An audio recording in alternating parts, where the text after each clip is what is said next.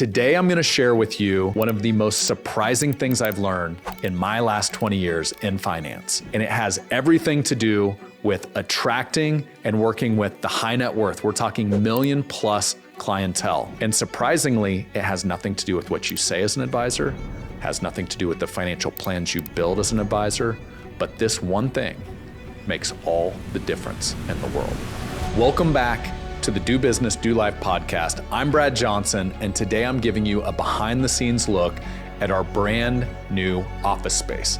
And more importantly, I'm breaking down the lessons behind the intention and design and build out that every advisor can learn from building a space that matters. Because the place you work isn't just an office. It's a living, breathing reflection of who you are, what you believe, and how you serve your clients. And today I'm going to share 3 key lessons on how you can intentionally upgrade your office space and how doing so can transform not only the net worth you attract, but the culture you create. So I want to start with the story. This one's real life. It happened over a decade ago, and I was working with a firm on the West Coast. And I actually had a chance to both visit their before office and their after office. And their before office, let's call it Class C. You walked in, you had to climb some stairs, you looked down, the carpet was, kind of 80s era. And you walk in, it was a nice space, but there wasn't any wow factor. Fast forward, their A class, you walked in, it was a great entrance, fireplace in the lobby, everything all the way through first class. And the old saying, don't judge a book by its cover, unfortunately, humans do. That's the psychology at work. And here's what happened with this office, and I've seen this same lesson repeated over and over. Prior office, Class C, they were maybe working with 250, 500,000 of investable asset sort of clients. And what would happen oftentimes as those clients approach the $1 million threshold, the extra comma in the account, they just couldn't quite get them to convert. Fast forward, A class office, first class, you get what you pay for sort of mentality. These sort of psychological things are going through every prospect's head. Buying decisions are happening as they walk through your office. And like that, as soon as they upgraded their office space, what do you know? The $1 million plus clientele started to say yes. So today, as we unpack these 3 lessons I want to share, I want to show you how these maybe afterthoughts when you design your office space can actually turn into real life ROI. So let's get into it. So lesson number 1, celebrate the things that matter in both business and life for your clients and for your team. So if you think about stepping into your office the first time, think about an interview for a prospective team member, think about an interview for a prospect that could become a client. I want you to start to imagine this as a tour. Think about the last time you went to Disney. There is a very intentional process. The lead up to the ride, the story starts to be told. Now you're on the ride. That's the excitement of the whole experience. And even when you leave the ride, there's now the gift shop. So they have intentionally thought about this all the way through. Most advisors I've found don't do the same with their office experience. But when you do, it can make all the difference in the world. And so going back to celebrating the things that matter, one of the things at Triad that is true to our core is the concept of doing business and doing life, both for our members, the advisors we serve, as well as for our team. And so one of the early things we did, we really built this right into the walls. It was our originally what we called champagne moments. And these are something that you would celebrate. You would pop a bottle to celebrate a year from now. So think of them like annual goals, but we wanted to infuse these into our office experience because this stuff mattered. We didn't want to set the New Year's resolution and then forget about it. And so originally we would extract these from our members, and then we wanted our team to see them every single day. And that's both on the business front. What are the things that are going to help them level up there? And on the life front, what are the things that the business success leads to in life, the success over on that side. And so we brought that into our office experience. In fact, we just renamed these. Here's a lesson. We have members that don't drink. So how inspiring is it if you have a champagne moment and you don't drink alcohol? That doesn't really align. So one of the recent things we've done, we actually renamed these the do business, do life moments to better reflect our clientele, our members we serve. Same for our team. How does this translate back to office design? Our team members said, hey, we want those same things. Why don't we do them too? So we now have a wall where our team members post their do business, do life moments, because guess what? As a company, that is one of the things we're committed to, is helping our team level up in both business and life. And how do we create an environment where that more easily happens? One of my favorite quotes, it's often referenced, it's Maya Angelou. People will forget what you said, they'll forget what you did, but they'll never forget how you made them feel.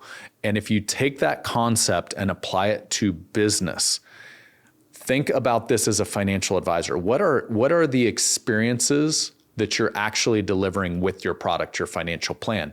You're helping your clients live out the retirement of their dreams, right? Create those experiences they actually have saved all those years for, to create those trips that they scrimped and saved for, to create those memories with people they love. And so now if we take that back to your office experience, for us, our clients are the advisors we serve. And so if we know what matters to them in business, what matters to them in life, think about as a new prospective advisor walks through our office. They know it matters to the level that we care, that we literally bolted it onto our walls, and we refresh these every single year. So we're not just talking about it, we're doing it. And so now if you apply that same lesson, what sort of experience as your prospective clients come through your office doors and start down your hallways, what are they absorbing? Are they things like, here's what matters to us, our team? Do you have team pictures? Real life, like here's us as humans, not just in stuffy business suits. Maybe you do a lot of things with your clients. A lot of our members do client experiences every year. Are there pictures? Is there a TV that's flashing video or photos from all of your clients getting together, having fun, living their best retirement? Are there, or on the other side, are there industry awards? Is it, here's Salesman of the Year, 1, 2, 3, 4. I've seen offices that literally you walk down their hallways, you sit in their conference room, and there's awards behind them saying, I'm the world's best salesman. What does that tell your prospective clients about you? So you have to be very careful, very intentional with the stories that are told when you don't even open your mouth when it comes to office design, because buying decisions are being made. So here's my challenge to you on lesson number 1. Secret shop your own office. I want you to walk into your lobby, actually start outside, start in the parking lot, open the front door, and I want you to take some notes. What are you seeing? What are you hearing? What are you smelling? And how does that make you feel if you were a prospective client? And I want you to intentionally design that and make sure that what your walls, what your office is saying about you, the unspoken, is actually what you want and what's going to serve you and your clients. Okay, lesson 2. At Triad, we believe that language creates culture. And so if you think about this, we just talked about how does your office experience speak to and impact prospective clients. Now, turn that same view internal. How does it speak to and serve your team? Because in order to serve your clients, it takes a team, right? So that is the order that it has to flow. Serve your team, who in turn serves your clients. That is how you scale a business that's bigger than you as a financial advisor. So now we started to think through, as we created this intentional experience, what are the mantras? What are the missions? What are the belief statements that we say on the daily? And now how do we infuse that into the office experience? And think about it, conference rooms. How boring are those, right? Conference room A, B, C, or maybe it's just some random street name. We said, well, let's think through naming our conference rooms. And we thought about, what is one thing we talk about all the time? How do we help advisors go from building a business of success based on I, me, versus a business of significance based on we and team? And so we talk about it all the time. We're not worrying about success. We're building businesses of significance. So what is one of our conference room names? The Significance Suite. In fact, oftentimes when we bring members in, we call these team intensives, because if you're going to build a business that's bigger than a founder, it involves the team. So you bring the whole team in so they're on the same page. Where do we host a lot of those? The Significance Suite. It just aligns with the mission that we're on, that we're trying to help the members that we can serve do it, right? We have the First Principles conference room. So one of the things we talk about here is don't just always do things the way they've always been done. That happens a ton in finance. Let's break it down to the first principles thinking, and let's build it in a way that actually creates member obsession, building on our members' behalf. Speaking of member obsession, we have another thing in each of our conference rooms. We call it the empty chair. What does the empty chair represent? Well, one of the things that was really important to us when we founded Triad is we want to build on our members' behalf. That takes humbleness, that takes listening. And we said, how do we make sure that this principle is woven into not just the first 5 team members, but the 100th team member that's joined Triad?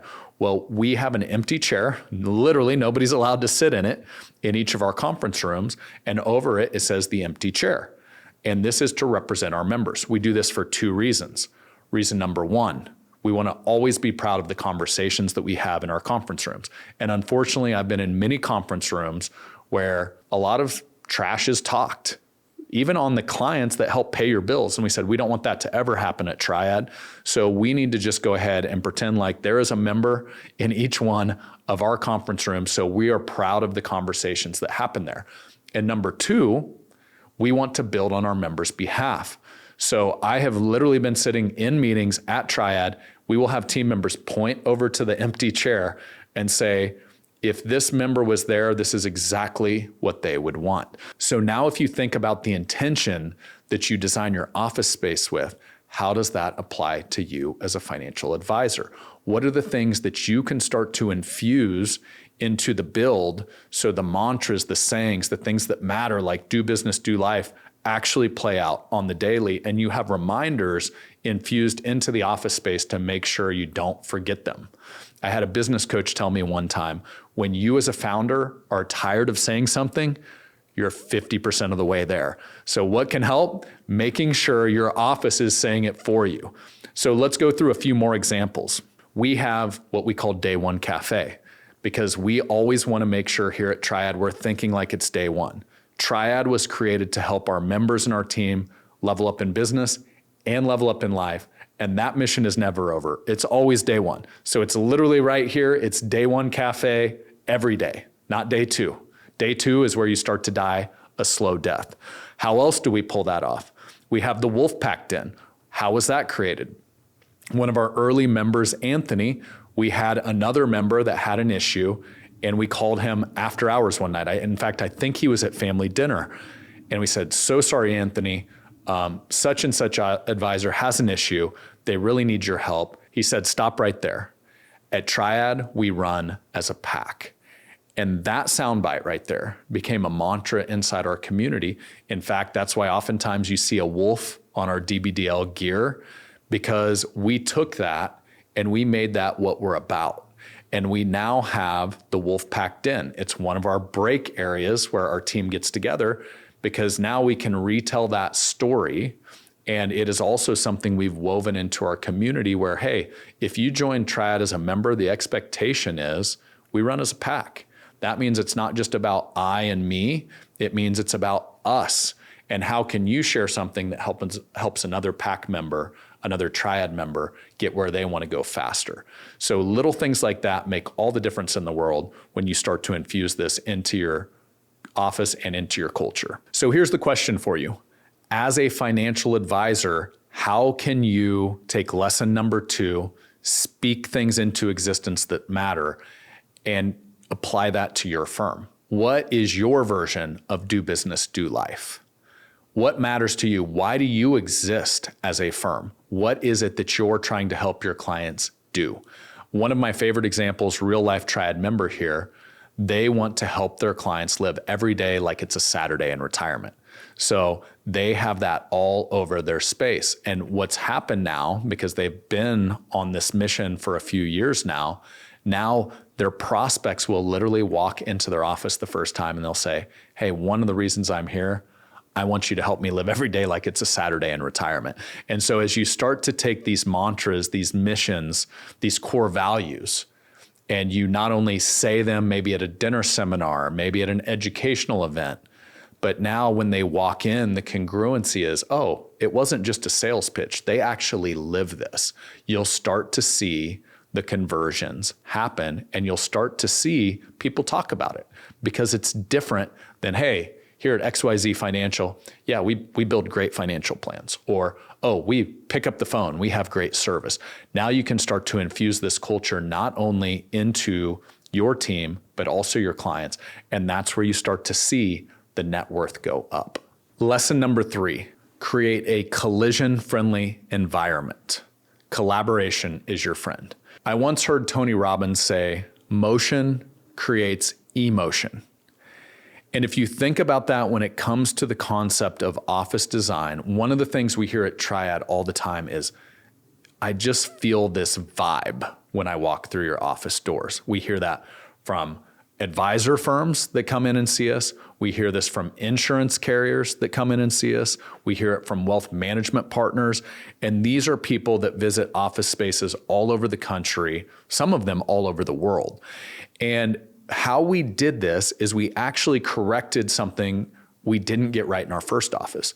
And we really inherited this office space that was very kind of siloed. You had lots of standalone office spaces, and just simply the design of the office created disconnection. And so as we started to think through our brand new office build out, we said we want to create a collision-friendly environment. And what we mean by that is we want ways where organically one of our team members goes to get coffee in the morning and somebody from the wealth team runs into somebody on the annuity desk. Somebody from the coaching team runs into somebody on the life division. And what you think about when you come to design, it's actually called, the technical term, activity-based workspace. We built a hub and spoke model. So the hub is these centralized collision areas where the coffee machine is, where the kegerator is. Yes, we actually have a kegerator. We didn't put it in, but we didn't take it out. And all of that's right here in the middle. There's a lounge with the big TV, couches, stadium seating. We just did our company fantasy football draft there. So it literally felt like we're in one of our team members' living rooms. And so we've got all of these areas for kind of collaboration in the hub, whether you're doing business or doing life. And then as you go out to the spokes, each of those spokes are separate divisions for the things like focus work. Hey, if you're building a financial plan, you can't be getting interrupted. This stuff really matters, right? So the deep work happens in each of the divisional areas, those spokes. And then the central hub is all of these collaborations, connections. The other thing to think about, conference rooms we have off of each of those spokes. So now you don't have one division that has to walk clear across the other side of the office just to have a quick meeting. In many of these spaces as well, we'll have little stand-up collaboration areas where there's a little mini couch, maybe a portable marker board to be able to collaborate there on the fly if it's something that doesn't deserve its actual meeting. So as we look at this, how does that now impact your team and those prospects walking through your front door? So like we said, what leads to making that jump from a 500K clientele to the million plus? It takes energy. It takes a vibe. It takes people that are excited about what they do on the daily. And so now if you think about the office design, how do you intentionally create that? And that was one of the things we really wanted to do, to break down silos. As you all know, in this space, there's way too many silos. I need to talk to this company for my insurance business. I talk to this company for my wealth business. These two businesses don't even know each other exist. Well, we created the collaboration, very similar to Do Business, Do Life.